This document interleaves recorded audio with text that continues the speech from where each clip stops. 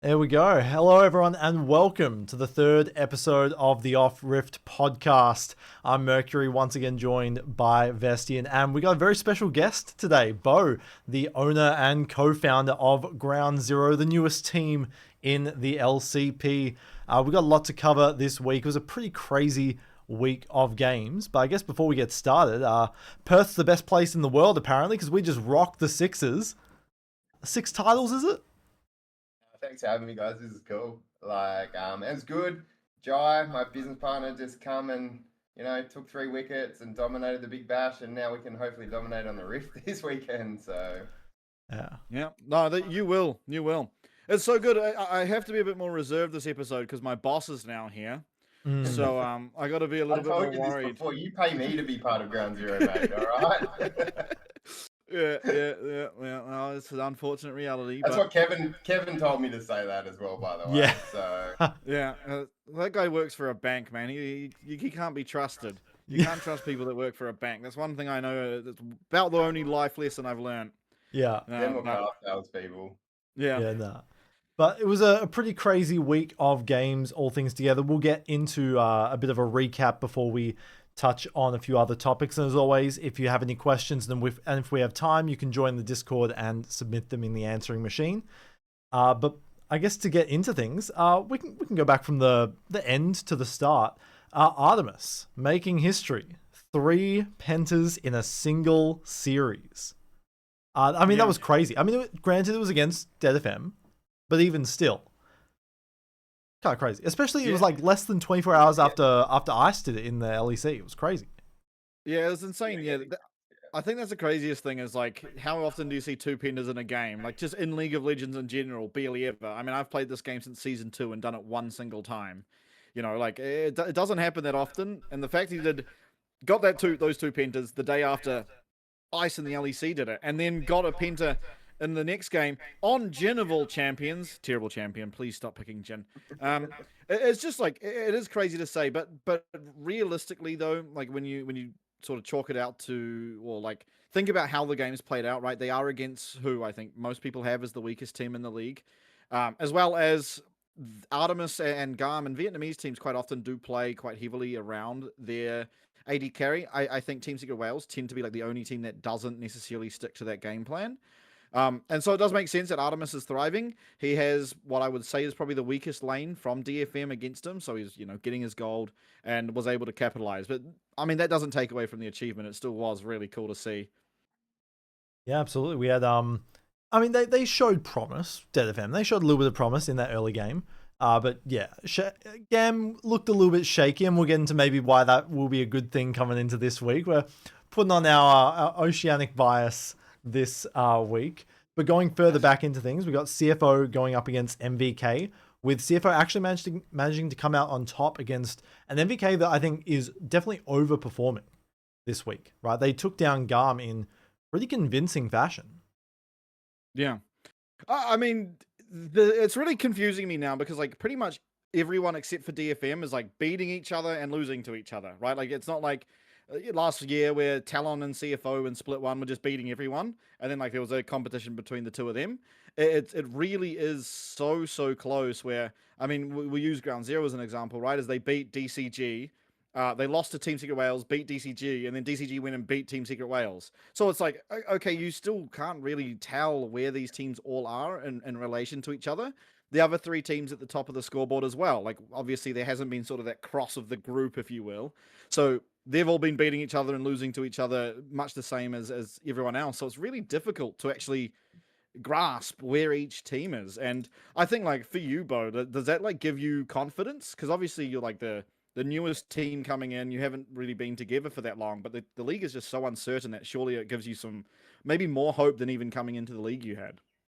Yeah, I think the guys were probably a little bit too overconfident on the weekend, to be honest. But that's okay. That they tails are up from a good win with DCG. But seeing the results, it's a coin flip, isn't it? Really, like there's gonna be like the top 6 is or 7 even. Like I think it's anyone's game.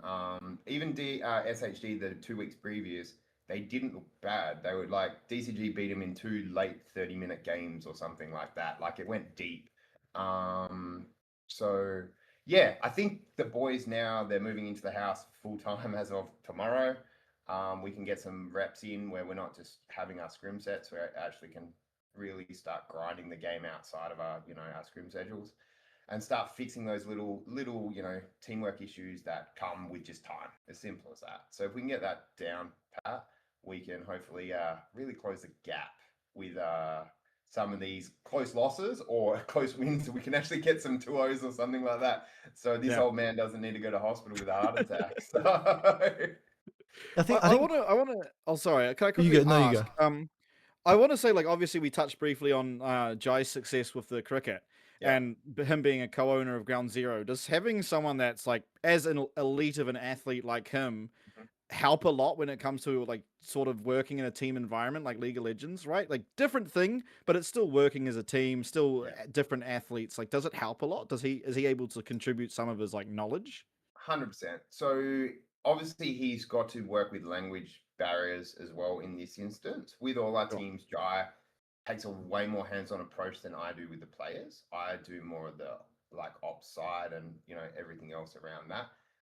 That's his expertise at the end of the day. He's the one that does that for a living, sits in front of 100,000 people at the MCG and bowls cricket balls. So he knows about pressure more than anybody. So would be stupid not to lean on that experience. And the guys as well, we try and drum that in. When anyone comes on board early, we try and go, hey, you have this asset.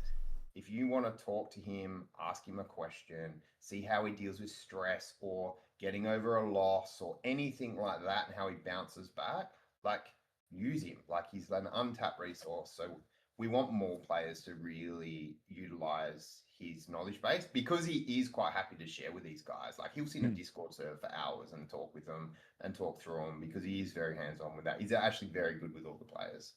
Checked in on them all after their loss, just the basic 1%ers. He really wants to make sure that we're giving them the best chance to bounce back and win. Yeah, sick. Yeah, I mean, overall, obviously, Hawks did take you guys down this week. Evie's playing out of his mind. We'll get to that later. But overall, I think you guys have played the most games out of everyone in the league. You've played all of your games have gone to the maximum.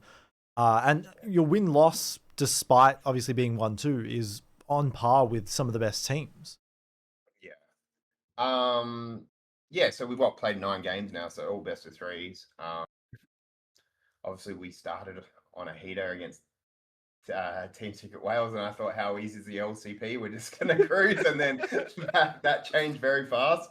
And then DCG, that was the opposite. We got clapped in the first game by maybe a bit of comp, a bit of, I don't know, just maybe being a bit confident fellow Taiwanese team that we scrim a bit against. And then we, reset and gone from there.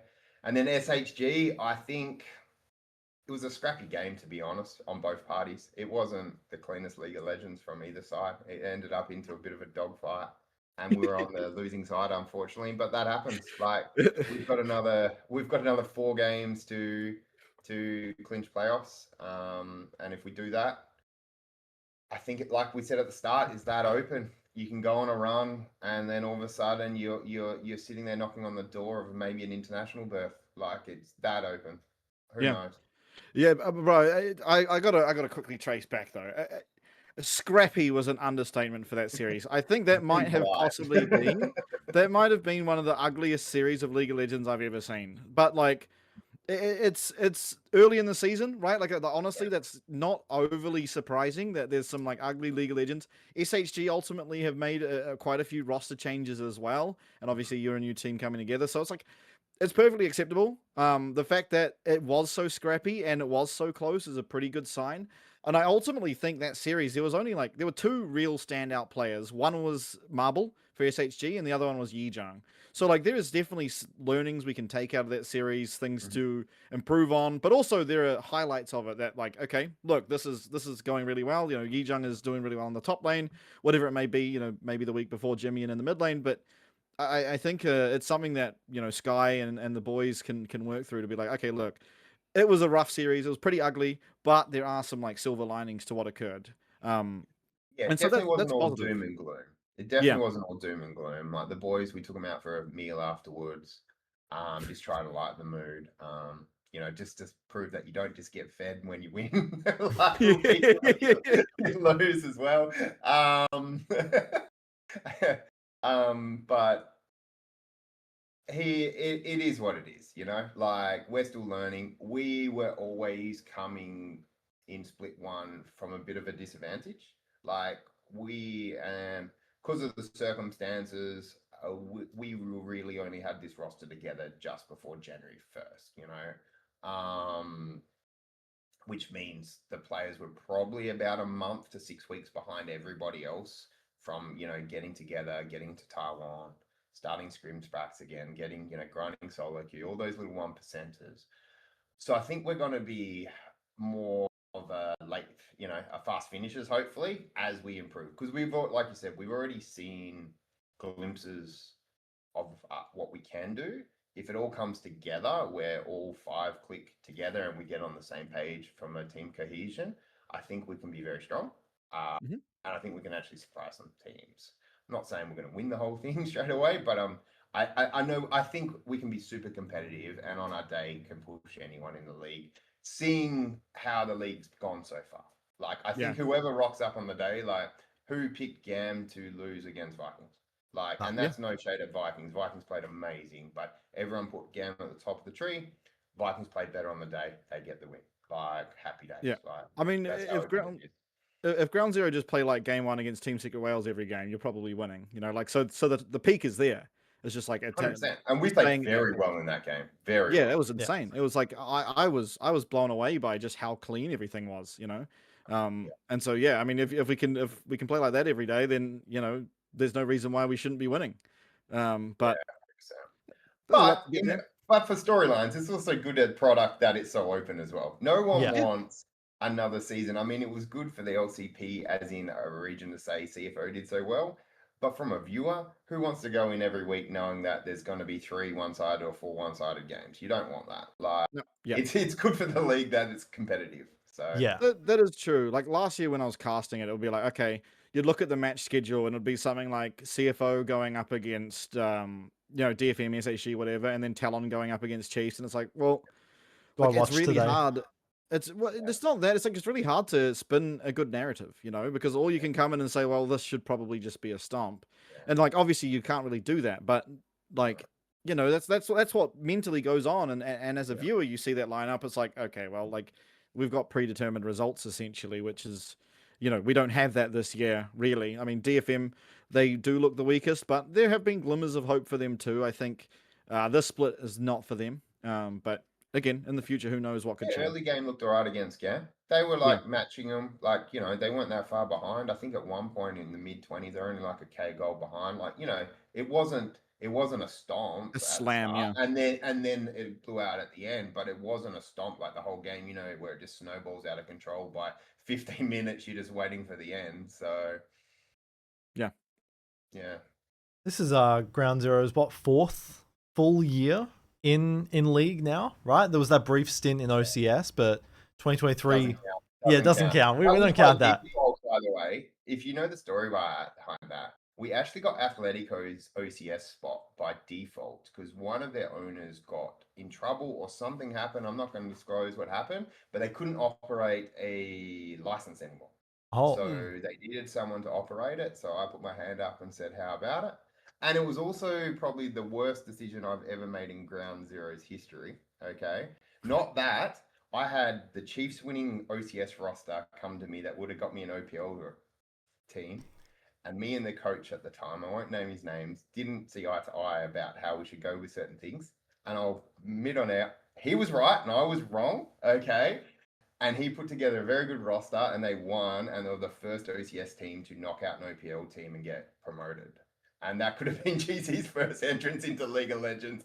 So that was I don't make many mistakes, I'd like to say, but I made that mistake by not listening to him.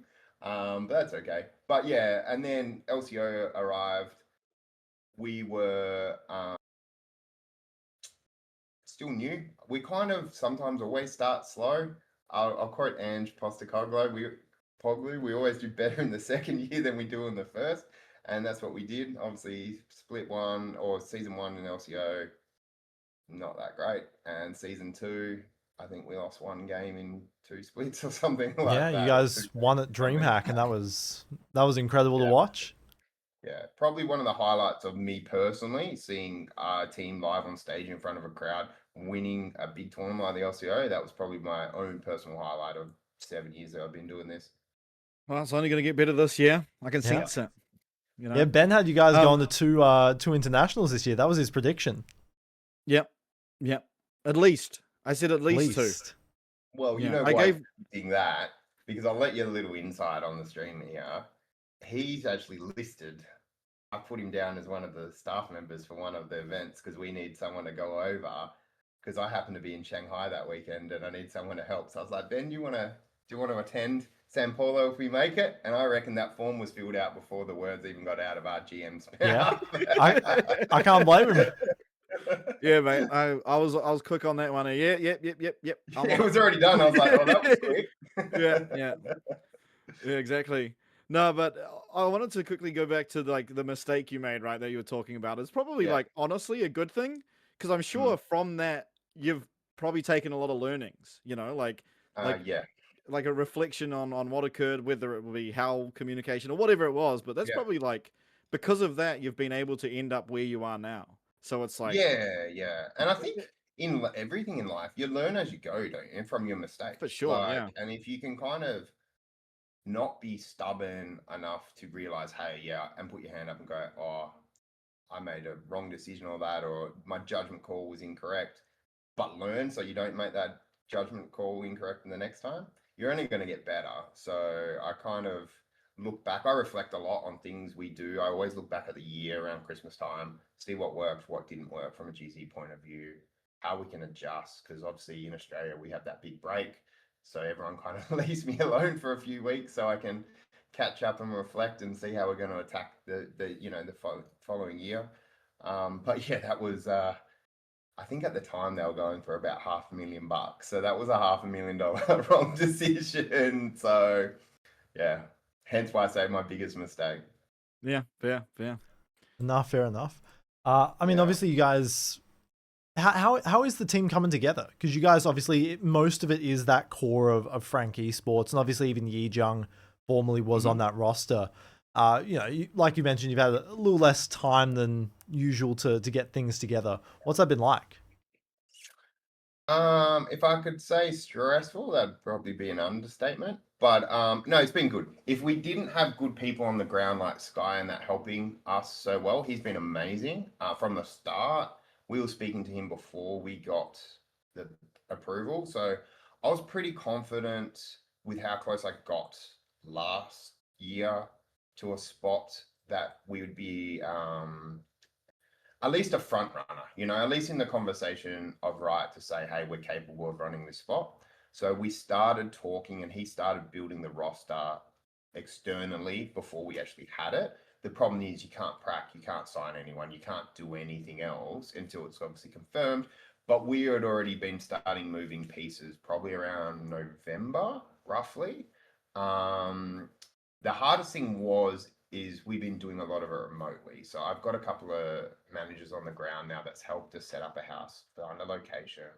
That was probably been the biggest challenge, just location, but that's okay. We're going to have some more people on there to help us improve what we do. I'll be going over there a few more times a year to make sure everything's like running well and looking after, because from Perth, I can get there by lunchtime. So I leave in the evening. I'm there by lunchtime the next day, which is fine. And make sure the players are, comfortable. But yeah, it's getting there slowly. But it's been difficult, mainly because of the timeline. Yeah, a rush essentially, right? That was the biggest challenge. But I think overall, with what you guys have seen so far, with our limited preparation, I think everyone in their org, like all my support staff, Jhye, Matt, everyone that helps us, should really hold their heads high. They've done an amazing job and everyone's been putting in the hours to make sure everything's done. And then the guys have been good. Like I said again, Sky's been amazing. He's been really great. He almost acts like a GM as well, like, because he can speak English as well. So he kind of can really help us middleman a lot of this. But then I've got a couple of guys. Arthur who's been helping us as our team manager for this split. He's got a massive background in content management and team management from that. He's way overqualified to be a team manager, but he's helping us out. So I've got some really good guys. That's really helping me. Otherwise, it would be more difficult with the timelines. It's sick. Coming into this year, like, what's your expectations or hopes for the team? Obviously international, but there's a chance if the PCS teams are pretty stacked, even if Dead FM doesn't do as well, there's a chance that the team has to defend themselves in the promotion series as well. Well, we're not talking about relegation promotion series. That's not even that. Yeah. Not even a discussion. No, I get what you're saying. I think because, and we're at fault of that. We did blood 23 Taiwanese players last year, so we're helping the tier 2 scene get stronger. That's right. Or 26, sorry. 26, yeah. Yeah, but that's not even in our talk. We expect to be playing playoffs. So I think how it works this year, I'm not sure if it's fully announced, but it's who's ever lower out of the Vietnamese and Taiwanese team will have to defend their slot. Yeah, and it's based on championship points. Correct. So it's either going to be, there's 6. Well, no, technically there's 4 of us because the 2 partner teams, CFO and GAM. CFO and GAM. Yeah, 4 of us. Sorry, CFO. So we've got to be better than 1 of 3 other teams to miss that, and we think we are already. Across the season. So our goal in split 1 was to make playoffs. All right. So internal goal, I want the players to think they can win, obviously. So I'm not communicating that with them, but internal goal, our goal was to make playoffs and be competitive for split 1, and then come back, have that little break in over the Lunar New Year, play playoffs, see how we go. Hopefully we do really well. If not, we've got more time to work, get that cohesion, and hit split 2 and MSI run and also EWC run real strong. Because all of a sudden we're going to have 3 or 4 months under our belt as a team now, not 3 or 4 weeks. So that's kind of the short goal. Obviously, international, we want to attend 1. Worlds was always, when I first started, trying to hit that 3rd slot because we do think it's quite open season. Championship points have thrown a bit more of a spanner into that works because it now rewards consistency, which is a good thing, by the way. I think it's a very good thing because you don't want someone just to have a bad series and they've been good all year to miss out on Worlds. That would suck. Goal split 1, be super competitive.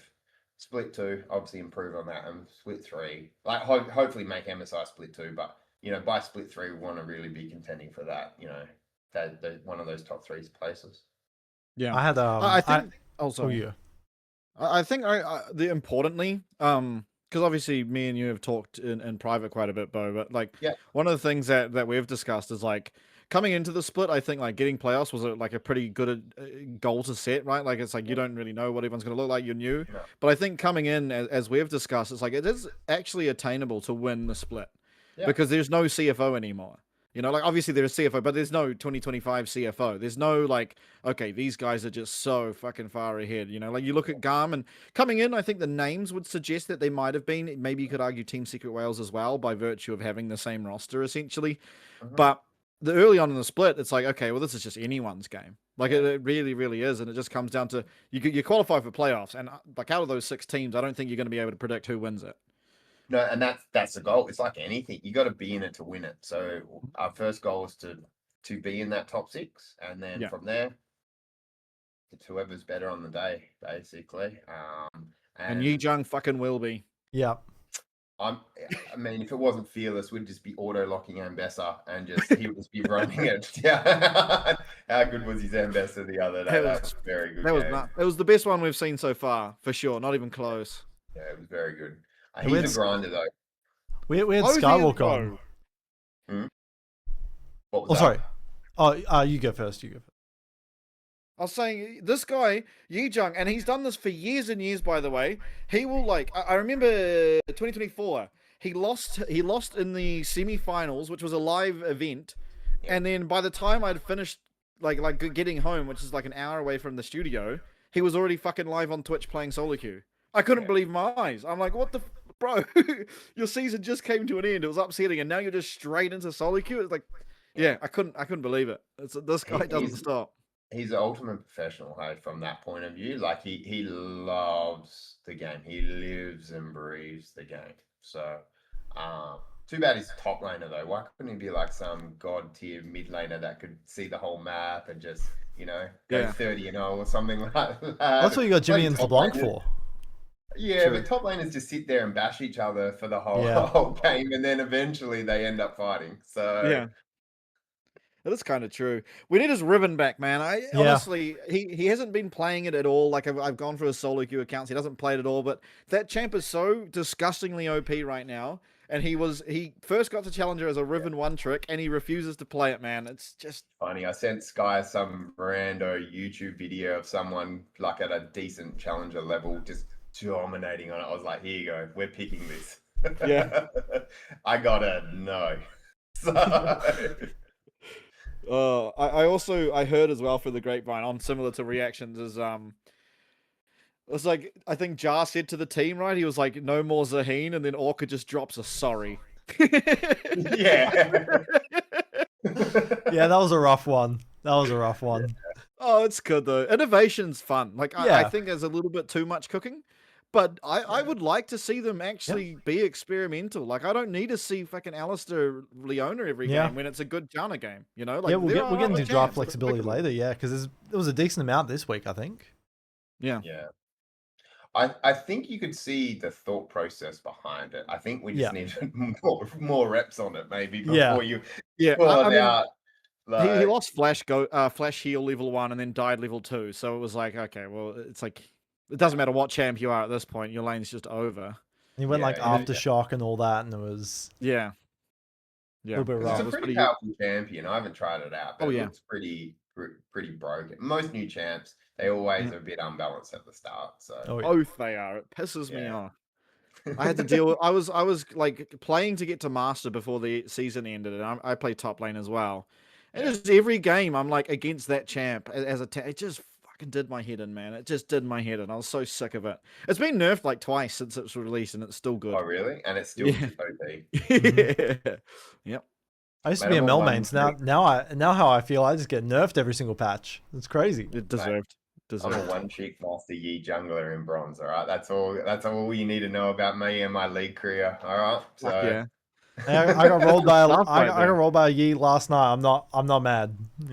You press E and you press Q and then you run away, mate. That's it. That's about as quick as my old fingers can tattoo. All right. No, that's good stuff. I had Yi Jung doing pretty well. I used other language to say how he'd do against Korea at internationals this year, but I think definitely from what we've seen, he looks pretty capable of doing it. Yeah. Mm-hmm. I think his time in the LPL benefited him. Yeah. Well, I mean, he was always good. He's not going to be scared of playing anyone, is he? Like he's played some of the best players in the world. He's not worried about getting in the server with anyone, and no disrespect to anyone there. But when you played at the top, you're way more comfortable competing against anybody. So no matter if his team did well or not, like he's still been in the server with some of these big names. So. And he plays high challenger Korean solo queue as well. Yeah. So like he's just playing against all of them anyway. It's not like, he loads in and he sees the same guy he's versed 300 times in ranked. So it's like it's just another day. It's like it's up to his team to be able to perform to his level at that point, We noticed that happened a lot with young players in different games as well. They would get almost psyched out by the name tags. Like we used to say in Rocket League real early on. So I know this is a League of Legends podcast, but there'd be the Renegades who used to dominate everybody. So we used to tell the guys to change the name tags off, and you can actually change it. So we actually got them, and then we started winning everything. We actually got them to change all their names to bot 1, bot 2, and bot 3. And then I was like, well, then you don't know who's hitting the ball. It's like the same. It's a game with 5 people on the rift. They got the same champ. Obviously, there's skill and different mechanics involved, but if you can take the mental side of it and there's just another person on the end of that keyboard and mouse controlling whatever that champ is, at least you're not starting behind the 8 ball. Yeah, and again, that's something that Jhye probably can help with, right? Like he would have gone against the best cricket players, some of the best cricket players of all time, and he's still bowling them out. It's like it's just a mentality thing. you just got to take it out of your mind. And I think a lot of people, and that's where I think Yu Jung is really good. I don't think he cares. Like I think he just goes, "Oh well, if you're there, I'm going to hit you no matter who it is." So I think that's quite common in top laners, and I think maybe Driver was like the one exception, right? Because we heard from last year that quite often Driver would be taken out for the big important games because he'd kind of, I don't want to use crumble under the pressure, but he'd struggle with the pressure. The stage fright. Yeah, and so like I think quite often top laners are fairly stoic when it comes to that because ultimately in top lane you're pretty unperturbed by a lot of what's happening, right? Like you're going to get dove. Any team's going to find a way to dive you, and it's about yourself navigating or figuring out when you need to leave, or otherwise you're just bashing your head against someone and you're using the same mechanics you use no matter who you're against. So I think that is pretty typical of top laners. I think mid lane is probably where it's the most scary. You know, you like steer across the aisle from Faker or Chovy or BDD. It's like, fuck. and anyone can come from anywhere. So exactly. Yeah, literally. There's just like 8 different angles into mid lane. Yeah. Poor Jimmy, the token Australian. That's right. The fucking true blue Aussie. Yeah. No, I'm going to get him a Ground Zero flano by the end of the year and just get him to wear one. That and some... That I'll say flip flops for any Americans that watch. So that and some flip flops and see how he goes. Yeah, no, that would be so good. Yeah, I think one of the things I wanted to sort of touch on, obviously not Ground Zero related as a whole, but in terms of something we saw a decent amount over the course of this last week was the flexibility in the draft. We touched on it briefly with Ground Zero, of course, with the Zahen pick that didn't exactly turn out, but maybe it will in the future. We'll have to see. Blue Panda definitely wants it to.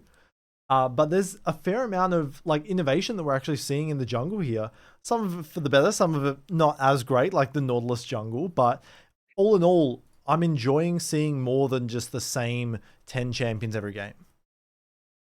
Yeah. I think the one thing... Oh, you go.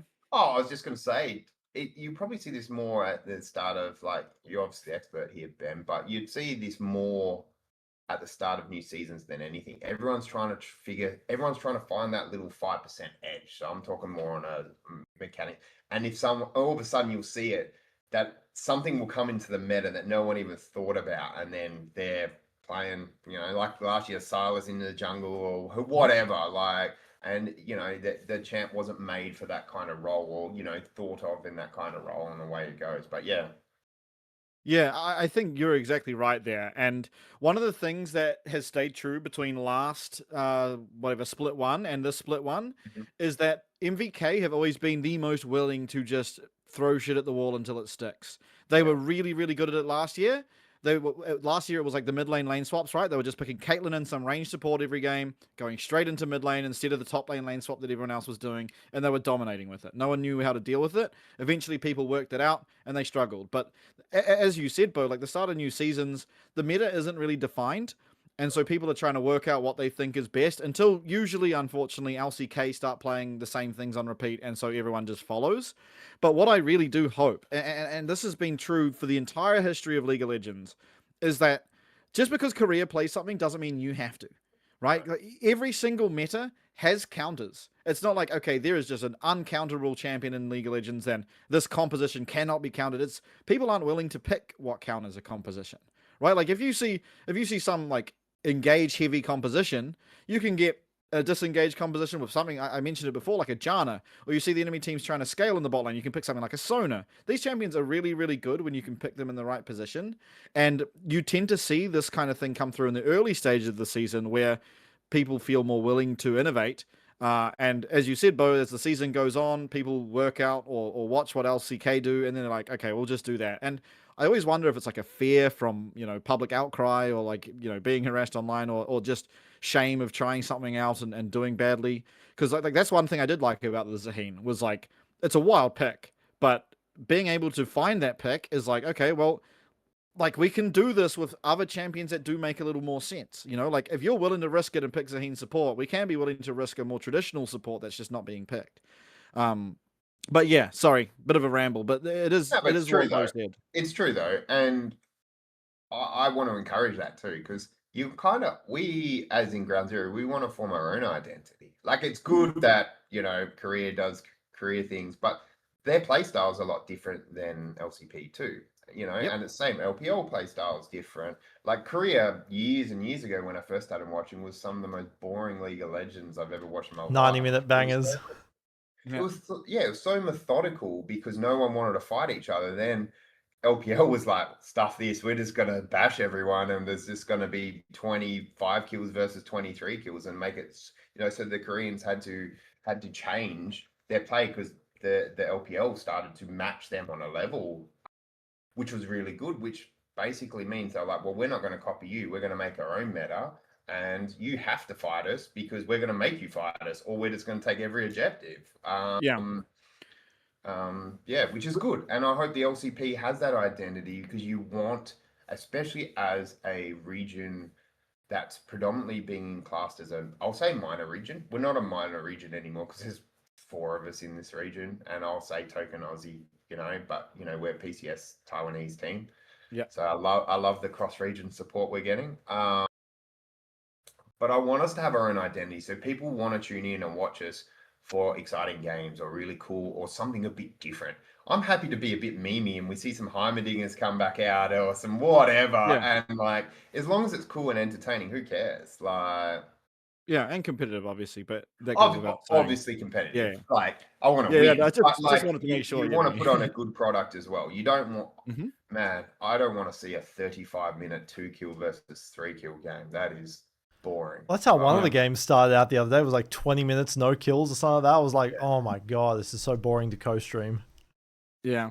I think one thing that's cool about the LCP, and it's because of the amount of diversity within the league, but like we already have our own like different stuff. I mean, the pick bans are like pretty much all copy paste of each other mostly. Like there's some diversity, but in general, it's like the PCS teams have their own way of playing, and the VCS teams tend to have their way of playing. And I think this year with the inclusion of DCG, it's kind of like DCG are more VCS style and GARM typically are more PCS style. So there is a little bit of crossover in that regard, but we kind of have our own diversity when it comes to stylistically playing League of Legends in our region, which is kind of cool. It's harder to work out LJLs. I think LJLs is kind of like the PCSs more than VCS, but just a little less refined, potentially. I'm not sure, but yeah, it is cool. Well, I mean, they've got to get exposed a bit more. It was like when Australia was coming to the PCS. How long did it take the Australian teams to adapt? It took us years to even take it serious, because you're not exposed to this environment. That these players in Taiwan get to play on Korean servers and get to play against some of the best players and the Chinese servers and best players in the world. Where we play against in Australia, and when I say we, the LCO guys back in the day played against the same probably 20 blokes every. Vestion in the top lane, yeah. Correct. And I'm like, why is this diamond in my challenger log? You got a free win there. But you know what I mean. So like, Yeah. it takes time to adapt. So I think we're already seeing more competitive. You'll see LJL get way more competitive the longer they're in this season. But you do see it, and I'm pretty sure. It's not exclusive to us, but I'm pretty sure I'm seeing teams scrimming whatever region they're playing that week. They're scrimming one of the other 2 teams in there. So if we've got a Vietnamese team, we'll try and get a couple of Vietnamese scrims, because they do have a style. Same with PCS and LJL, because you want to get used to that style. And we can see the Vietnamese teams just want to fight everything. They just turn on anything. You think, oh, the fight's done, and then all of a sudden there's 4 of them back on you. Yeah. It is exciting though, typically, which is cool.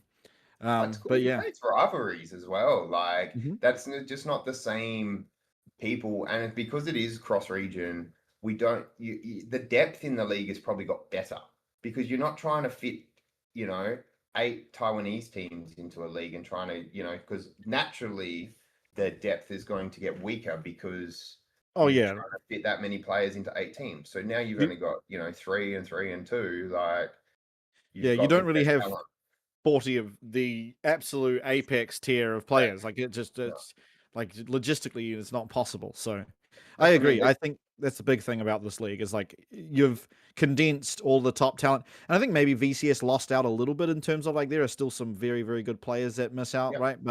But it is better to have a couple players left out, in my opinion, than have like 40 players, of which only really there's 3 teams made out of them competing.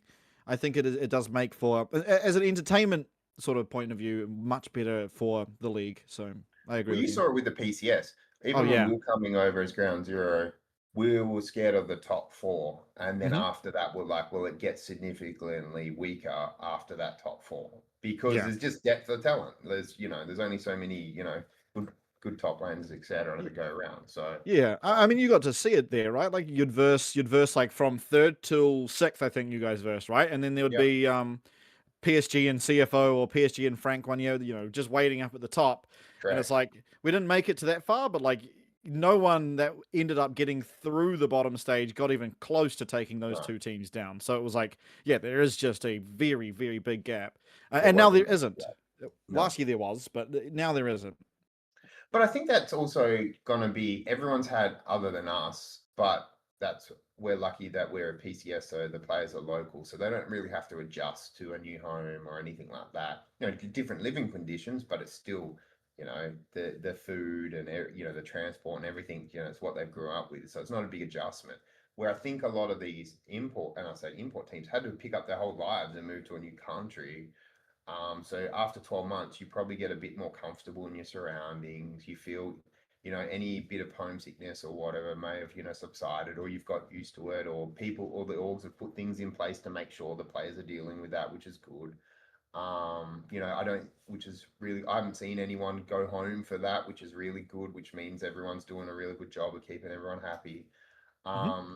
And that's why I think you're seeing these super close games. People more comfortable, like as well. Like I think everyone thought the Vietnamese teams would just get stomped by the PCS teams when the LCP first started.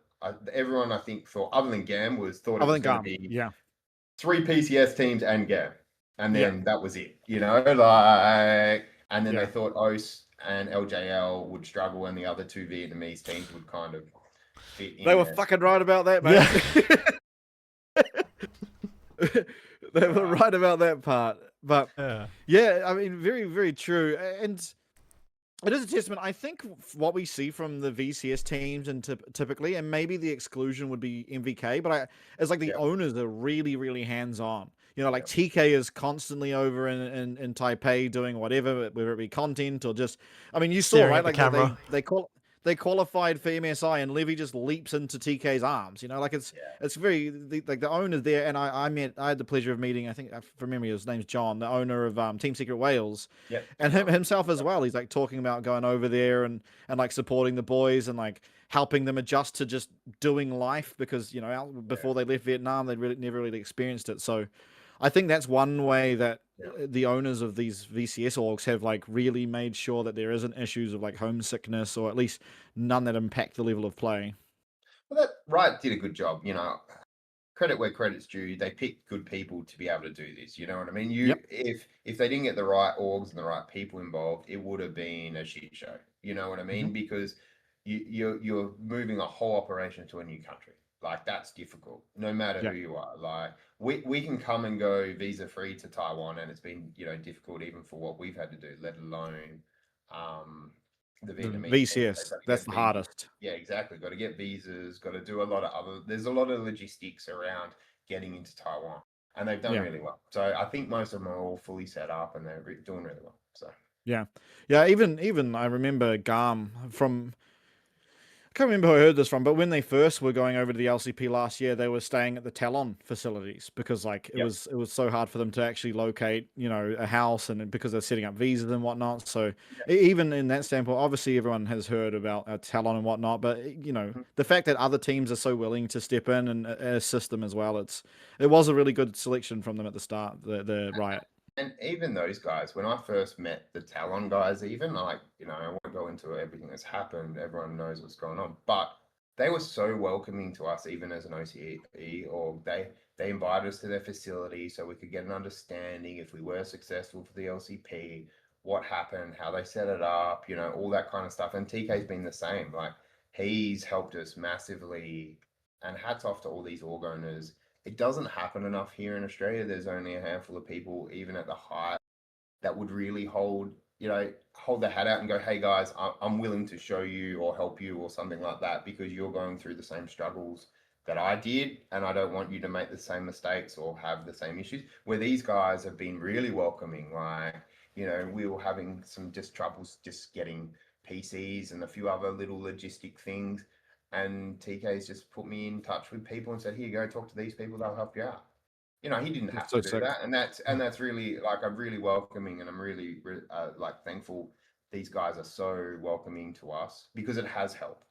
You know, because they've had 12 months of doing all this, so they know they've already experienced it all. So, you know, any kind of advice, I'm willing to take it on. I do appreciate everyone that's helped us. Amazing. I mean, it's good to see how like close the teams are as well. Like obviously, there's other regions where they're not as friendly with each other. Sometimes it works. Sometimes it's a little bit more prickly than normal. But it's good to see at least here we've got that going. I guess I wanted to ask Ben, how's your first week of co-streaming going? Had some guests on. You Yeah. had some fun. Yeah, no, it's been really good. I mean, yeah, I made sure to try and make each one a little bit different, and be a bit more unfiltered with my opinions, right? Like when I'm doing casting versus when I'm doing co-streaming. When I'm casting, I'm always my first priority is to make sure I'm building up the players and not saying anything that would be to the detriment of themselves, right? And I think that's really important as a caster because it's your job to set the narratives. But when I'm co-streaming, I feel more free to like give an objective opinion. Like if I think something went poorly, I feel okay to be like, okay, well this was bad and here's why, in a more direct sense. Um, so it's been good, and obviously, like I while he's here, and I've already done it last week, but a big shout out to Ground Zero for being like as supportive of me as they have been, like even making posts on all their socials to say I'm going live, and they've all turned up at their time that they've been able to say hi or to get involved and whatnot. It's been really good, and Skywalk as well. Obviously, he's still part of Ground Zero. He came in and joined me on one of the streams to talk a little bit about GZ, to talk about what he's seeing, what he thinks about the game and stuff. So it's all been going really, really well. I've really enjoyed it. I'll have to get you on there sometime. Yeah, as long as it's a game that we win, all right. I'm a sore loser. So you want to see me on stream when I lose. The XL KMT co-stream could go crazy. Oh. I honestly, I'll get on live with Kevin if we were playing the CFO, and I'll just sit there. We can just flame each other. Like gloves are off. Like yeah, it would be so funny. I think he's funny as like, and he does really well. He takes banter very well, which is good. He does. So yeah, no, he's a really good guy. I've had the pleasure of meeting him a couple times too, and in person, he's no different in person than he is online. So it's like that is just who he is, and he's fucking good quality, man. He's another good personality. The industry need good people like that. It's good. Yeah, good to have good very people much so around. No, it's good. And like I said, when you jumped in and kind of memed CFO losing the first game, that was some of the best content I've seen in a long time. Yeah, me and Kevin get along well, so it's really easy to banter back and forward. Like I said, the one I want to beat TK. I want to tell the guy, like I said, oh, that's beat TK. Yeah, Friday. Know that he's got some competition. All right, that's what I really gunning for this Friday. So I think that's the one series I can't catch this week because I already have plans. So I'm like, I'm going to be checking my phone while I'm DMing. I'm just like, okay, let's see if they win or not. All right, I'll be there. 4:30 on a Friday. Come on. Well, it's the second series. I got D&D to run, man. I got people coming over. I got to set the scene. I got to get my whole place together. Not a true Perth fan. That's what I'm going to say. I'll catch what I can. I'll catch what I can. Hey, I went down to Mandurah. For you guys. I'm a Perthie. I risked my life down there. You what? You risk your life down Mandurah. Don't Mandra's say that tough, too man. loud. I'm still doing stuff down in Mandurah. I might get in trouble. So for people who don't know, Mandra's about 40, 50 minutes south of Perth and has a stigma. That's all I'm going to say about it. So a stigma, huh? Yeah. Sounds like Hamilton. Yeah, I'll take your word New on Zealand it. equivalent. Yeah. Dude, I want to ask Beau one thing real quickly. Is how meaningful has sort of the fan reception been for you? Because obviously, like, I'm very active on Threads, and the Threads community just fucking love you guys. Honestly, like, there's such a good reception. So, like, what's that been in terms of like the meaning for you and Jhye and Ground Zero? It's actually been really refreshing, to tell you the truth. Okay, coming from a base here where the fans can be really hot or cold in Australia, and that's not calling anyone out. It's just that's Australian culture in general, how we build our teams. You know, Yeah. that's Yeah. everyone. It's not an esports thing. It's just Australian culture. These guys have been so welcoming. It's actually been. I was very nervous when we had our interviews with Riot. That was one of my concerns, is how I'd be received by the local Taiwanese community, taking, you know, a spot from one of their favorites. Like Talon was a fan favorite and everyone loved them. And how I was received back home with not taking the OCE, which wasn't a choice I had. I had to take the PCS slot, just to clear that up for anyone that thinks I chose it. It was a vacant PCS slot that I had to bid for. Yeah. Mate, I've got translator on there now, trying to learn Mandarin, trying to see all their warm wishes and people making signs and merchandise and messaging us. Can we use your logo to build a sign for the arena and doing that? Like, we actually got a fan meet and greet on the 8th of February after our game. So we're gonna have some cool little presents for everyone who comes by. You know, so they can get some stuff signed and get photos with the players and really engage with the guys. So now it's been like, haven't ever experienced anything like this at like not a Worlds event or something like that. I've been to international massive events where the fans are obviously pumped because everyone attending are massive fans, but this has just been overwhelming from online with our entry. And I think it's mainly because the players we've got are just really popular players. That helps as well. They're very well known in the community. They're very well respected and they're fan favorites. So that's definitely helped our transition into Taiwan being a bit easier. But it is. Even Matt, our GM, he's been doing this for a long time. He did early days Fnatic and Chiefs early days. Even back in those old glory days when they were going to Worlds every year and stuff like that. And he said he's never seen any or experienced anything like this ever, which is awesome. So yeah, it's been really cool to see. Yeah, it's cool. It's just cool. It's just cool having people that actually care about something that we all care so much about. You know, they also care about it, which is awesome. So yeah, I think in OC you'd get like a congratulations quote retweet or something, and over there you're getting like literal hundreds of posts every game day of like, here's me at the arena with a Yijang sign, or like, here's a post of the highlights of the Ground Zero game. It's like fan holy art shit, and all man. that. Yeah. Yeah, it's so good. 100%. And none of that's us driven. They're doing all of this off their own back. You know, sometimes you'll see some stuff in Australia where it'll be an org, you know, that's, you know, partnered with someone or doing stuff with local people all the time to really boost engagement. This is all off their own back. They're like legitimate fanatical Fans. about League of Legends and fans.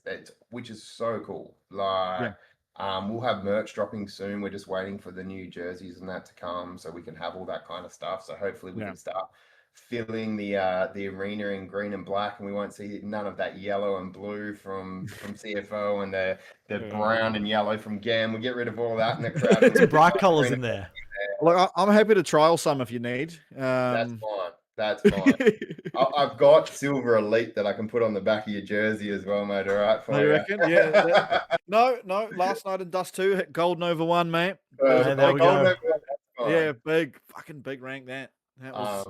If you got Jhye teaching you ECS, you're in a world of trouble, all right? He's decent though. I think sometimes he loses patience and just sprints it down mid with an SMG, but like he is better than me, that's for sure. He's terrible at CS, all right? I can happily say that. Oh, fair enough. I know Sheep was telling me that he's quite good at CS. He was telling me the other day. Yeah. The best is Legits. I think he's consistently been at a top level for a long, long time. So I'll have to get him in my competitive games then. Yeah, he'll just carry you. It's fine. Sit back and relax. But yeah, no, so hopefully with the fan stuff, we'll like 8th of Feb, we'll have new merch, we'll have signs. We're getting some cool little cutouts for fan engagement in the audience. But I do really want to see more fans making stuff because it's cool. Like, we'll get the players to come sign your stuff. We just need to know you're there. So bring it and we'll get it done. Yeah, sick. What's like the long-term goal? Because obviously, you guys are in a guest spot. Was there, maybe this isn't something that you can discuss, but was there ever a discussion for taking a partner slot? Or was that like a long-term thing? There there was a discussion. I can't disclose anything else. There was Fair. a discussion early days. I think to make the league more competitive, I think the partner slots need to eventually go. Yeah. Okay, and makes everyone more accountable. That's just my personal opinion. So I think Riot saw an opportunity where they could get rid of one of those partner slots. So all of a sudden, you've not got 4 teams that can get relegated. You've got 5, and it instantly makes sure that everyone's putting their best foot forward and putting it. And I think if you're going to have a competitive league, and the partner teams have done exactly what they should have done anyway. They've been super competitive, so they've picked the right teams. But I think you can't have someone do worse than a guest team and then still be safe. So I will, my personal opinion, and it was the opinion from the start, because there's no other advantages other than, by the way, you don't get any there's no other advantages other than you were safe. It was more so people invested more, these bigger teams invested more into the league. That's all it was, to give them some security around sponsors and stuff like that. So once that goes, I think it's next year it finishes up. It was a 2 or 3 year contract. I think it was 2+1. I think So once that goes, I don't see there won't be a partner guest team. There'll just be 8 teams that play in the league. There won't be. I don't think they'll segregate them into the roles. It'll just be whoever the best 8 teams are, and if you're in one of the 2 bottom slots, you're going to fight for promo relegation. I think that is always the best way to do it. I truly do. Like, the franchising in terms of like the profit share part is really good, but like the fact that, and I always bring this back to NA with the LCS, there was like Immortals were just coming last like for 4 years straight and just kept their spot because of franchising. It's like, well, it's a flawed system, right? Like, that team not only is going to have no fans because they're not trying to win, but it's like, well, you're just wasting an opportunity for someone that might be in the academy that actually would try and win. And so I do very much think it is better to just have straight 8 spots. If you come second, or if you come 8th or 7th, then you could lose your spot. I mean, at the end of the day, you're not instantly relegated like soccer or anything like that. Yeah. Like, you still can fight for your right. And 9 times out of 10, like Vikings, Jace was just the one. Yeah. Huh? Jace was just the one time out of 10. But they weren't fighting Oce. If they fought an Oce team, they would have won hands down. They would have won. Yeah. Would have won hands down. Like, they struggled against some of those PCS teams, but that DCG team, look what they're doing LCG teams right now. Like, they're no schmucks. Like, Chiefs lost to a very good side. Like, the same. Just let me clarify. The same very good side that Ground Zero beat. Just same. Yep. Just. You could, yeah, I'll take that. So, but you know what I'm saying, like, and I do think as the league gets stronger, the gap will happen naturally between tier 1 and tier 2 anyway, because the players will be more exposed to playing on stage. They're in houses. They've got more infrastructure that a tier 2 system doesn't have. Like, our PCS team last year, all 26 of them played from home. Where this year we've got a team house and coaches, and we've got support staff. We just got way more stuff, and that's thanks to the opportunity the LCP gives you to be able to support these players more. So, I think importantly too, and like this is sort of touching on Oce very briefly, but the possibility for making a berth into the LCP from the tier 2 is just so much higher from either the VCS or the PCS, because they have a functioning tier 2 system. They have a system that rewards talent for coming up and like is viable way through. Whereas Oce, I mean, we don't even know what this year is going to look like, and I think it's probably much the same for Thailand, Philippines, all those places, Singapore, Malaysia. It's like, you've got the VCS, you've got the PCS. Everyone else is like, and there's the LGL one as well. But everyone else is like, you're going to probably have a qualifier, and then hopefully the straggling players that you manage to just band together can somehow do it. It's like, it's not very likely. It's very, very unlikely. And that also means the teams in there can just continue to funnel new players through. I mean, we see CFO doing it now with 2274, right? So it makes it very hard. You get exposed to the next talent instantly. Yeah. And we even copped it last year. We picked PCS when there was unsure of what the Australian League was going to be. So basically said, hey, you got a one-time opportunity to move regions. So we jumped at that opportunity. And that wasn't anything against Australia. We just didn't know what was happening here. So I'd rather take the league and compete and then not compete at all. So, and which obviously doing that exposed us to the region, helped us with our bid for LCP because we've already done 12 months. Probably helped us with a bit of the fandom that we spoke about earlier because people actually saw that we're willing to give Taiwan a crack first and not just come in because, you know, there's incentives from Riot for the LCP or whatever. We came in and actually did the grind.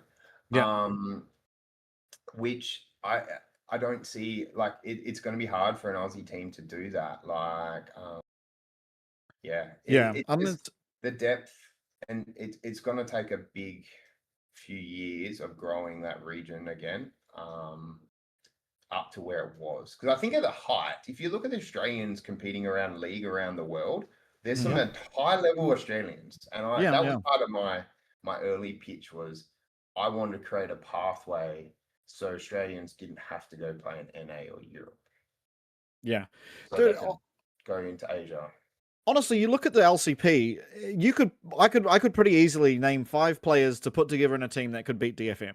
I think that would be a pretty easy sort of team to. No, I'm not. I'm being serious. Like, obviously, it'll take time. Yeah, definitely. Yeah. I think it'll take time to, you know, build them up as a team to be able to beat them. But like individually as players, they are good enough to win. Yeah. But the issue is, before you get to that game, you have to beat either the VCS winner or the PCS winner. Yeah.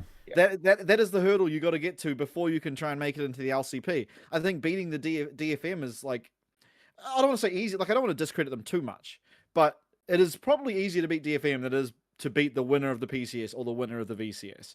Because I mean, DCG this year was the winner, right, of the PCS. But they are better than anyone that we probably could put together. I mean, we saw them take down Chiefs, which would be the best team we probably. I mean, maybe there's some changes, but like, you know, Chiefs roster was pretty solid for an Australian roster they could put together. That's what I mean. Yeah. Like, and that's it was just not even close. It's just, unfortunately, there's more depth in VCS and PCS at the moment. Like, and it is largely the pipeline, like the. I mean, and geographically too. Like, you can scrim Korea, you can scrim China, you can, you know, you've just got so much more opportunity.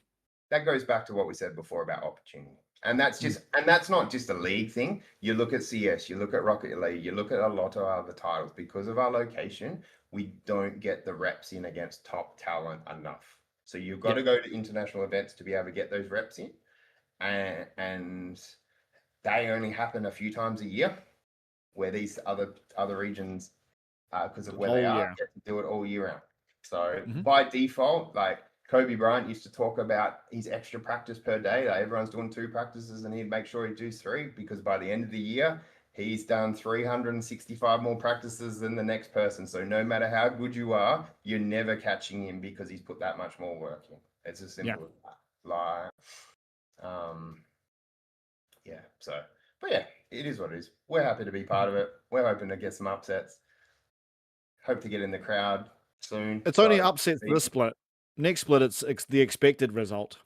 Just letting you know. No, I mean upsets on the world stage. Oh yeah, of course. Yeah, we'll be winning that shit. That's walk in the park, mate. T1 who? Yeah, exactly. Yeah. There's another funny thing. Get a Master Yi skin for me. That's it. Yeah, that'd be hard. I want to say this, like, for people, because obviously on what day was it? It must have been Sunday, right? I only co-streamed the first game because I wanted to watch Jhye's cricket. And Skywalk, the coach of Ground Zero, was watching it with me, and he has absolutely no idea about anything cricket related. And basically he did like a little bit of research on Jhye's team, and he came back to me with, wow, Jhye's team are the T1 of cricket. So yeah, 6 titles now. 14 or 15 or whatever it is. It's like, you know, just under 50%. It's like 40% or something like that. Yeah. But they've played in 9 or something of 15 finals. Yeah, it's almost exactly mirroring T1, by the way, because they've won 6. So T1's also won 6, and it's out of like 15, which I think League is out of 15 technically, but T1 were only there 15, from season 3. But yeah. Oh, did they? Yeah. Yeah. So it's like, it is crazy the crossover there. I just found his response funny. He also saw Jhye get a wicket and called it a home run. So I love it. So. With obviously we talked about Oceania a fair amount. What do you see as like a pathway in the future. Like obviously Chiefs in the past did like their scouting grounds and all that kind of stuff, but those sorts of things aren't really quite financially viable for a lot of teams. Honest answer, I don't know at the moment. I think I need to have some talks with Riot and see if they're going to let some more community stuff happen. What other games do very well? They let community organizers run tier 2 competitions a lot. I think we need a lot more of that happening just to find out who's who in the zoo first. Because right now, there's going to be a big shift of the old guard leaving because obviously there was an opportunity. So they've moved on to other pastures, gone to uni, got a job, done whatever. So we've got to find the next 16, 17-year-olds that want to come and play League of Legends. So from that, you've got to give them a chance to be able to play. I think the uni leagues, offer that, which is a start. But then I think there needs to be one step more for that for everyone who's not at university, because there would be some kid right now that's, some high rank challenger that no one's heard of before, but it just hasn't got an opportunity in a team environment. So there, like I said before, there has been players that have multiple players that are still playing on tier 1 teams that are Aussies. So the talent's obviously been there. We just got to find it and unearth it and nurture it. So I think in 2026 there needs to be probably some more grassroots stuff happen in Australia that feeds into the promo relegation tournament that will happen. And then hopefully from there's a bit more of a sustainable pipeline because it just needs more league at the end of the day because you can only learn so much a solo queue. It's not the same game as a team League of Legends. It's so, and we've even noticed that ourselves when we were coming through the LCO, we were unearthing some talent, but then we put them in a team environment and they just weren't up to par because they were so used to just running down lane and destroying everyone because they were just better than everybody else. But it doesn't work like that in a team environment, and you got to sometimes pick characters that work with the comp, etc. So there needs to be more tier 2 stuff in Oz. And when I say tier 2, it's probably technically tier 3 because it's not a PCS or VCS. So I'm talking about kind of grassroots community run leagues. And I reckon players need to also stop worrying about all the prize pool and all that kind of stuff right now. And I know that's incentive to play, but if you want to play league and want to get an opportunity to play, you need to play. $500 isn't going to change your life right now. Just play the game and try and prove yourself that you're a good player. So we were part of Hallow's Hallow's thing in late last year, and that worked out pretty well. I think the community really got behind that. Yeah, I think since 2024, I think I've organized 4 different tournaments, or helped organize, or directly organize 4 different, 5 if you include OPQ. So, yeah, I mean it's and Riot are very supportive. Whenever I message them and be like, "Could I do this?" They'll be like, "Yep, sweet." So it's like, okay, cool. 100% are. They just need more people like you guys to take the ownership. There's another entity called Defrag that does CS and a few other comps. And they've got a little studio and they've done that all off their own backs. But teams get behind it because of the ecosystem's different. You get points and those points lead into other tournaments where this is a bit more different. So commercially, it might be a bit harder for league stuff, but we need people like that take the reins. And Ground Zero and Chiefs and every other org in Australia needs that because we need to be able to see where the next crop of talent's coming from in whatever title. And if there's not that pathway, things like what we've had to do this year or, in the previous years of go to the PCS and stuff like that and leave the region to keep growing, which is unfortunate, but had to do what had to be done. Yeah, I mean, I imagine if you didn't and you waited all year just for the OPQ as Ground Zero, you've just wasted a year. It's just minus 1 year. So, yeah, and I don't think we would have got the LCP slot either. Yeah, because you wouldn't have been a PCS I don't team. think we would have been in a strong enough position, and we were already in the ecosystem. We're already working with Carry. We're already doing all of that stuff, which obviously helped. So it was none of it that we're experiencing now. Obviously, it's a tier up, and the support we get is amazing. The staff and everything they do behind the scenes, people don't see what goes on to put on that broadcast and that show. It's full on. You would see it, but it's it's nuts. Yeah, we're you've got already exposed to multiple it. companies with media, voiceovers, and like Correct. a different team to do this part of it. You've got media days, and yeah, there's a lot going on. Well, yeah, you got 5 language Hmm. broadcasts. Yeah, So that's Germany. just broadcast, let alone all the Yeah, 5. media stuff. Yeah, 5, yeah. Yeah, Let alone everything else they organize as well. They do it well. And like even the content I think's risen more this year. Like look at the level of like that hype video at the start was Oh yeah. awesome. Even oh just yeah, like I Even the saw a tweet graphics. out. Yeah, 100%. I was about to say, I saw a tweet out today, someone promoting, I think it was Molecule or someone, hyping up the stories because I think yet again, we're now not a fresh league anymore. There are stories now. So now you can leverage those kind of stories and start talking about it. You know, us and DCG were the newcomers. So there's a storyline there. There's the head-to-heads with obviously the VCS and PCS and yeah. yeah. So And CFO definitely put us on the map a little bit. So 100%. credit to them. Yeah, credit to Junja. Honestly, Yeah, that guy's top so 6 in the insane. top 6, I think. Did they finish top 6?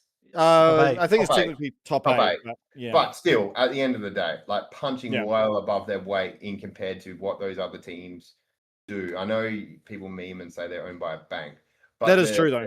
the T1 and stuff of the world. Yeah, but a bank, if you've ever tried to get a loan out of a bank, they don't just give you money for nothing, all right? So like T1s of the Yeah. world and stuff like that, and with the support and that they got, and they're mixing it with some of these biggest orgs in the world, they've done very well. Yeah, absolutely. Ended up losing to the team that eventually came second, so it's like no Yeah. shame. No, and it wasn't. And we beat T1. Yeah. Yeah, it was nuts. I still remember that. I was like, "Holy shit, what just happened?" Yeah, man. Like, Crazy shit. yeah. And I now was it's on my- Ground Zero doing it this year. That's crazy, bro. Yeah. How did that happen? Now it's Ground Zero doing that. I tell you, if we ever get in a server and happen to beat one of those teams eventually, you'll know about it. Like, Yeah. You'll Can be we giving expect to yourself I shoot? might even pancreatitis. smile. He might even have a beer with me. The bloke doesn't drink. He might even go and have a beer with me. All right. So Yeah. I had a Diet Coke with him. we did say if we ever win anything, he likes his wine. He's not a big wine drinker, but he has got a couple of nice bottles of red. And we did say the first big tournament we ever win, we're going to crack this certain bottle of red that he's got Ooh, and have a nice. glass together. So Yeah, fuck yeah. Oh, this year, bro, honestly, like, there's no reason why you can't win. Again, it's like, in terms of odds, it's like a 7-way split, and it's like really, really hard to tell. It's just like, whatever. You've got just as good a chance as anyone. no, Which is, I honestly believe that. I just got to Yeah. play the non-arrogant card to make sure, You're like Australian, bro. That's not in Yeah. your nature. we're a newcomer. What I say off camera is a bit different. Yeah, I don't want yeah, to upset yeah. too many people yet. But like I Yeah. said, I will call out if I do beat TK this weekend. I will video call him and I'll record it and Nice. I'll post it on Threads for you boys to let you know. All right. Yeah, But good. he's not allowed to video call me because I'm a sore loser. So if he beats Oh, that's good. I'll be Doable. crying in the corner somewhere. Yeah. Have to get Yijang prepared, bro. He's about to put on a carry of a lifetime. Oh yeah. Get him in the hyperbolic time chamber, just prepping. 100%. Well, like I said, everyone in the house is done. I think 3 out of the 5 are in as of now, and the last 2 come tomorrow. So then we're fully set up, so we can stop getting flamed on Threads about our dorm not being. That's my translation in Chinese of our dorm not being prepared. Buying a whole house full of stuff when you're trying to read it in another language is way more difficult than I would have thought. But lucky IKEA exists in Taiwan, so yeah, you could pretty much get a whole house from IKEA, which is good. So, yeah, fuck yeah. I love that. but yeah, As we head into our first Super Week of the year, that's this week. So 4 days of games. Going to be a bit grueling overall.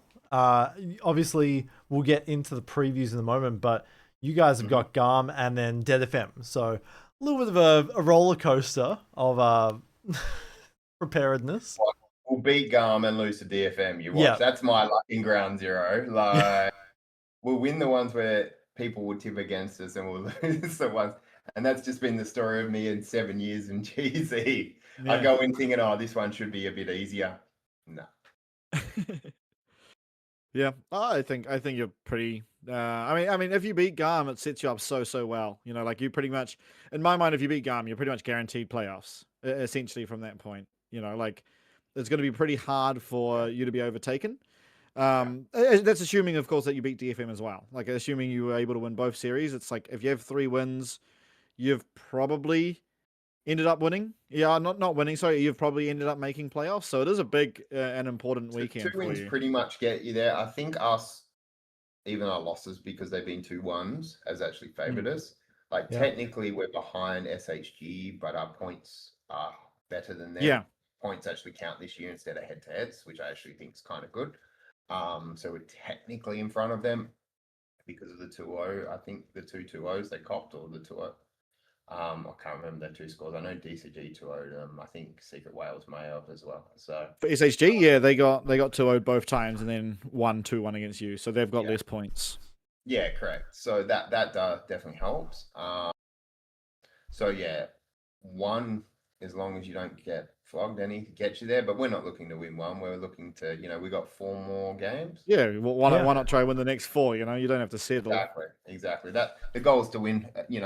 At least 50% of those, and if you do that, you're in finals. And if you win 3 or 4 of them, you're right up there with how close the season is. You're in the top 2 or 3. So well, your strength of schedule's pretty solid overall, right? You've got GARM and then DFM, CFO, MVK. So arguably the weaker of the 2 top teams currently are on your horizon next after GARM. Yeah, correct. That's what I mean. It's weird how it's like.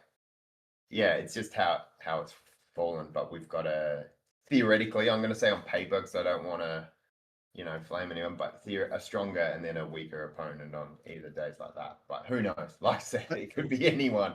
Where the boys may have thought SHG were weaker on Sunday, but it, proved not to be. Yeah, I think getting what you would call it, MVK as your last opponent is pretty good, because by then they've usually been solved.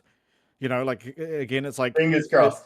Yeah. Oh, of course. But what I'm saying is like you don't know what to expect with them right now, right? Like they came out with the Mal bot, then the Nidalee bot, then the Nautilus jungle. Like they're still just doing the classic MVK thing where they're being very innovative. Yeah. But you've got they've got 3 more games until they're against you. I'm pretty sure. Maybe it's 4. Yeah. Anyway, everyone's got 4 games. Everyone's played their 3 games now. So right. Yeah. So 4 games to go. Yeah, so they've got 3 games to go through, and then they'll be versing you guys. That's 3 quite a lot of yeah. So that's a lot of games to see. Like that's 3 series. That's a lot of games to try and work them out. And each game that goes by, it becomes more and more known. Generally, with MVK, does sort of understand what they're trying to do. So I think getting them at the back end of the season is like actually just perfect.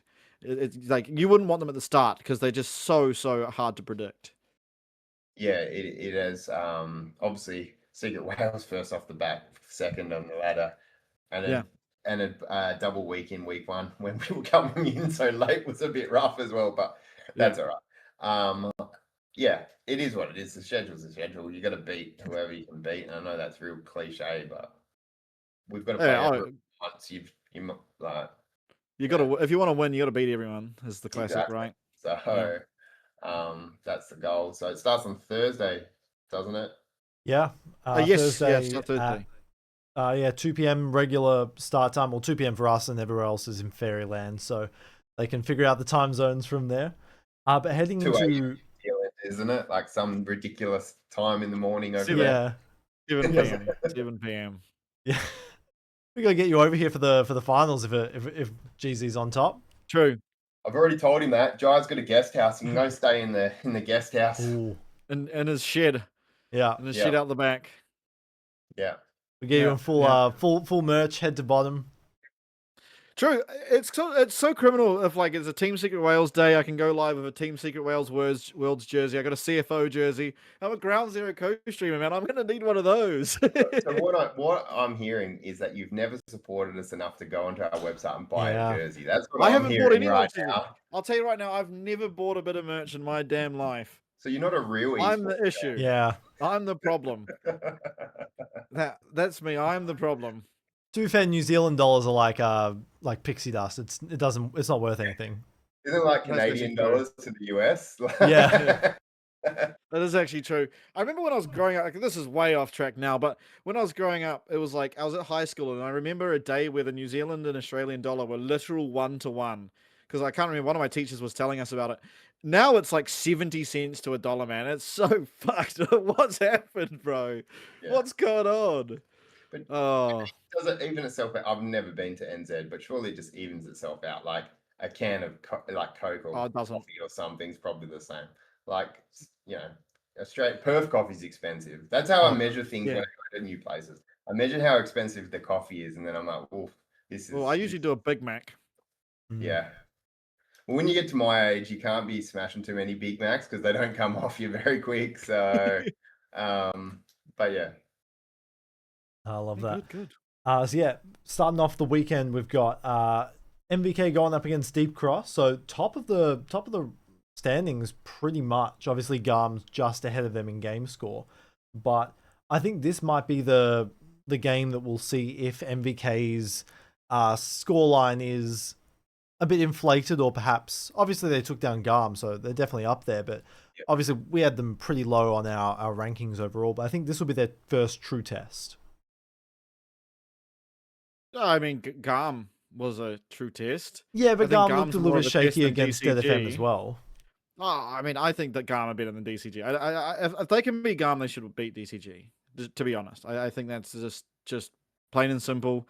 DCG haven't looked that amazing. Like, to be honest, they right against SHG, it was a 2-0, but it was a very, very rough 2-0. Like, they were down something like 8k gold, and SHG threw, and they ended up winning. Obviously, they lost to Ground Zero, and then I can't even remember. Wales.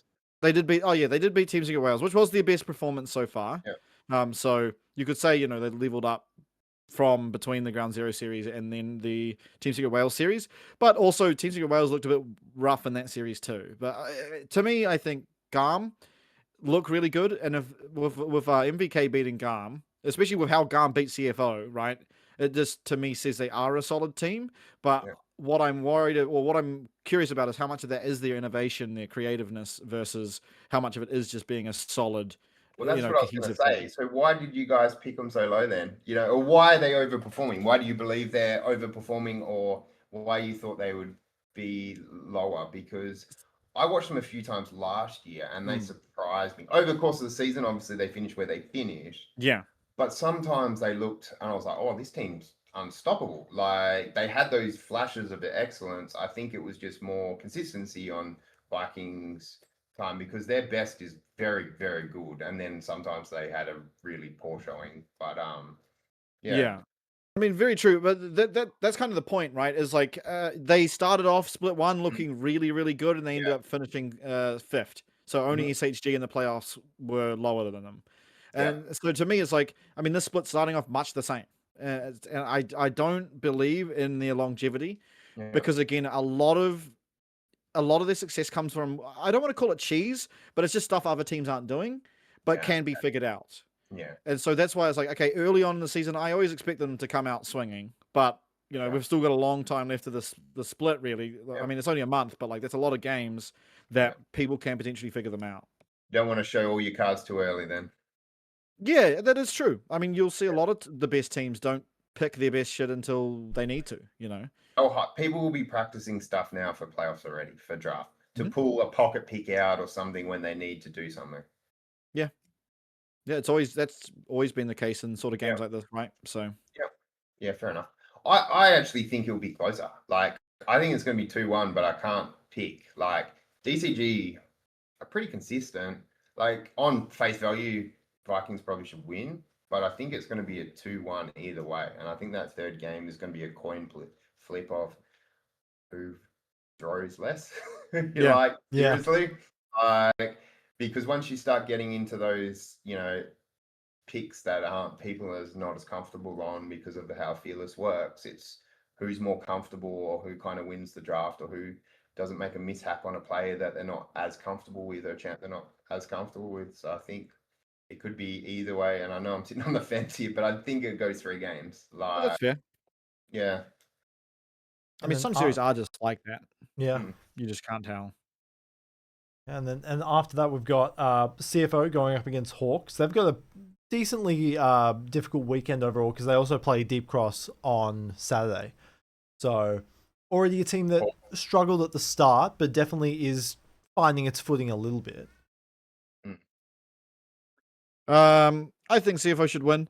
The reason I say this is because Evie has been a large catalyst of success for the most part of the split. Marble was against Ground Zero, but for the most part it was Evie.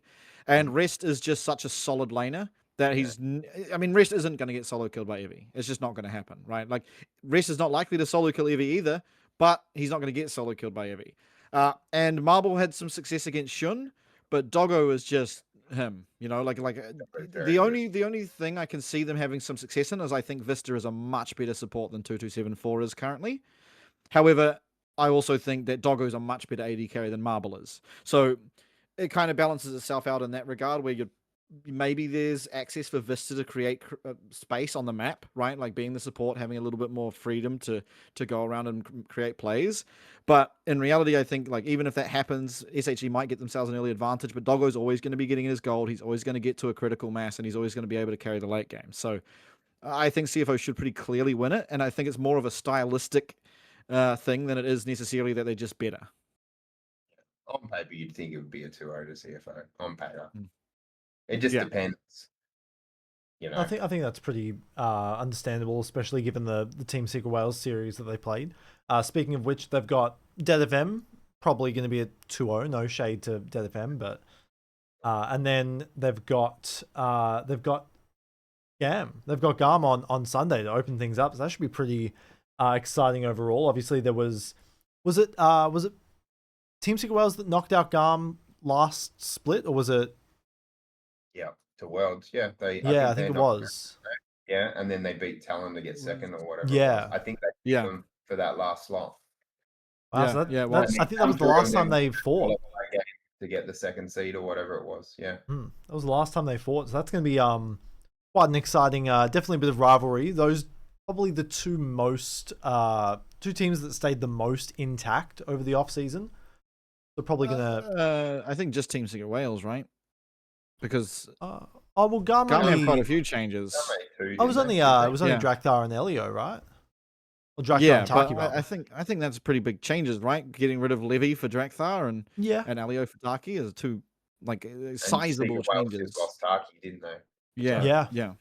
We'll go on those new teams. I didn't even realize that. I think that's like the narrative of that series for me is like the Taki versus his old team / his old team versus Taki, because again, Taki's gone to GAM, who got eliminated by Team Secret Wales, and Team Secret Wales, lost Taki. There's a rivalry there now. Essentially, it's a formed rivalry because of what happened in the support role. Obviously, Beer wasn't involved in that, but he's benefited from it. He's in the LCP, deserves to be as well. So he's looking like it's going to be exciting. Overall, that'll be a good game. Yeah, I think that's pretty much all the games for this week. Of course, obviously GAM Ground Zero. Looking at the time now, I might have time to, if you guys 2-0 them, I might have time to catch it all, depending on how fast it goes.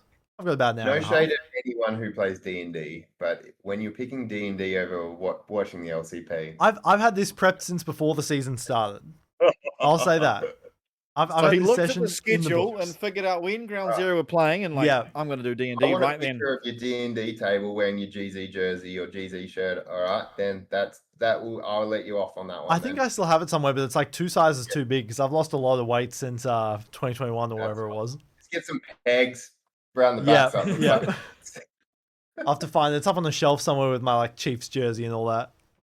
Oof. Just a stab in the heart to end it off. I'm hoping we 2-0 them as well. So Yeah, me too. I'm fucking sick of this like 40-minute, 3-game 40-minute shit. Like, just give me a 2-0, please. Yeah. So I this don't is what want the to be fans worried the love whole us. time. We're giving them their money's worth. You know, they're Yeah. paying Yeah. their, $10, $20 to go into the arena, and they're getting 5 hours of League of Legends because of us. Generous. We love a generous org. I think last year a lot of fans would leave before it ended because of the time, right? Like sometimes it would be finishing at like 10 p.m. Yeah. Which especially on the Thursday or Sucked Sunday for nights you. was like, well, I mean, it was fine for me. I didn't have work the next day, but a lot of them, like a Thursday at 10 p.m. they might have uni Yeah. the next morning, or same as the Sunday. So I mean, Taiwan predominantly is more later starters. Like when you're over there, a lot of things don't open even on a weekday till like 11. And wow. I don't know if that's cultural because of the heat, but a lot of like the local shops and stuff like that won't open properly. Like food shops and stuff are open, but like your general malls and that won't open till about 11 on like the Monday to Friday. So yeah, I do remember that. they're more attuned to starting, work or starting that, later than say we are. So Yeah, fair enough. they're all gamers, obviously, so they work on those gaming hours. So. Yeah. That's right. Yeah, I'll see Ben, like, it's close to midnight here, and I'll see him just playing solo queue. I'm like, wow, he's committed. No, not anymore. I stopped playing solo queue now. I'll play a little bit of it, but it's more RuneScape now than anything. Oh yeah, you've been on that grind recently, I will say. Oh, I have, mate. I have. So I messaged him when he was co-streaming, and I said, "What is that crap that he's playing on the co-stream?"